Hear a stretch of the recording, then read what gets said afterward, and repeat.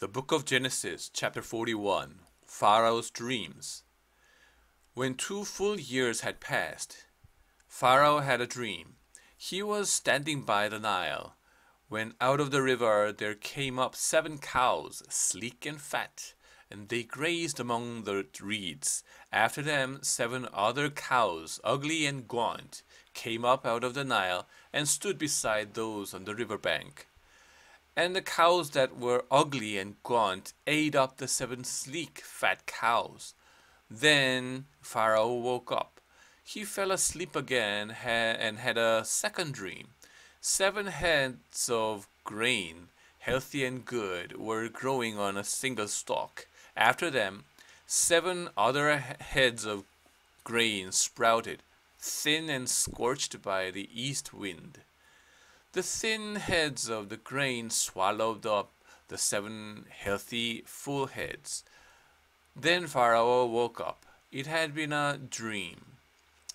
In the morning his mind was troubled, so he sent for all the magicians and wise men of Egypt. Pharaoh told them his dreams, but no one could interpret them for him. Then the chief cupbearer said to Pharaoh, "Today I am reminded of my shortcomings. Pharaoh was once angry with his servants, and he imprisoned me and the chief baker in the house of the captain of the guard. Each of us had a dream the same night, and each dream had a meaning of its own.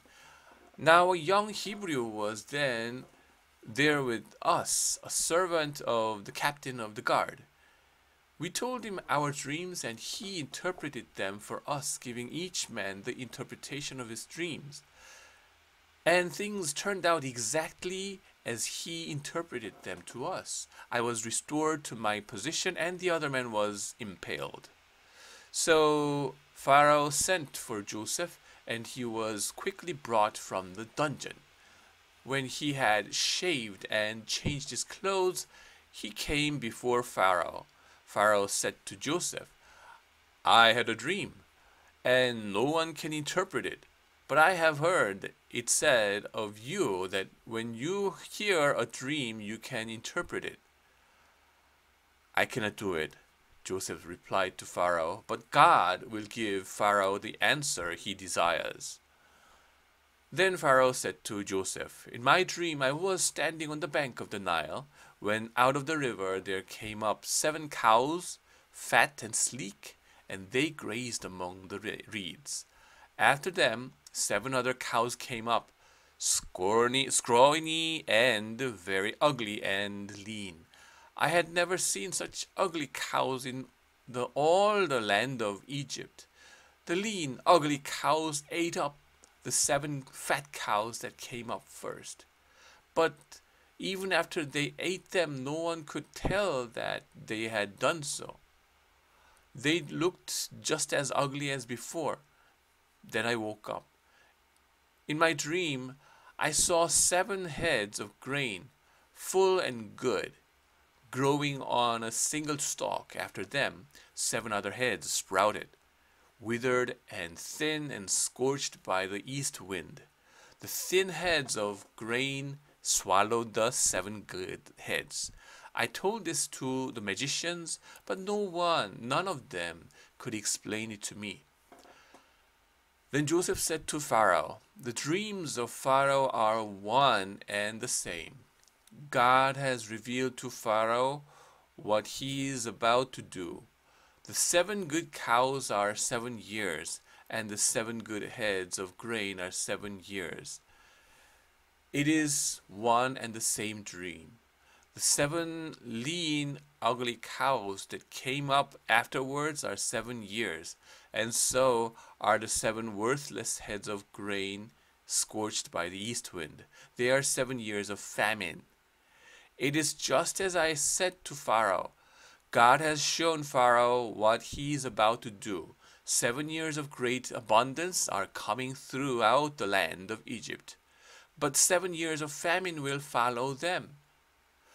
All the abundance in Egypt will be forgotten, and the famine will ravage the land. the abundance in the land will not be remembered, because the famine that follows it will be so severe.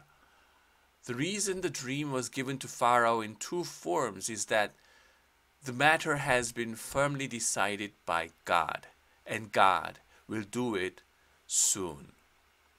And now let Pharaoh look for a discerning and wise man, and put him in charge of the land of Egypt. Let Pharaoh appoint commissioners over the land to take a fifth of the harvest of Egypt during the 7 years of abundance. They should collect all the food of these good years that are coming and store up the grain under the authority of Pharaoh to be kept in the cities for good food.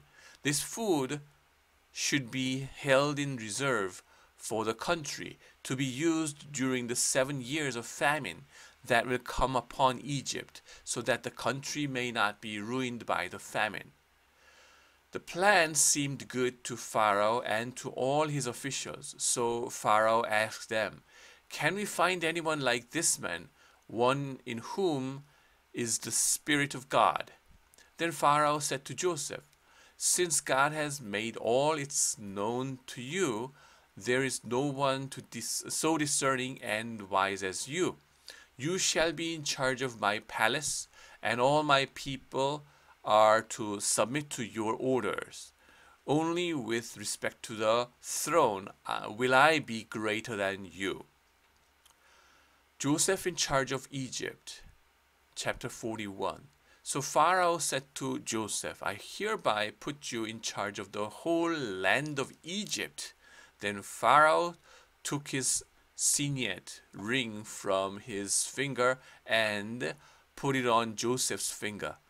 He dressed him in robes of fine linen and put a gold chain around his neck.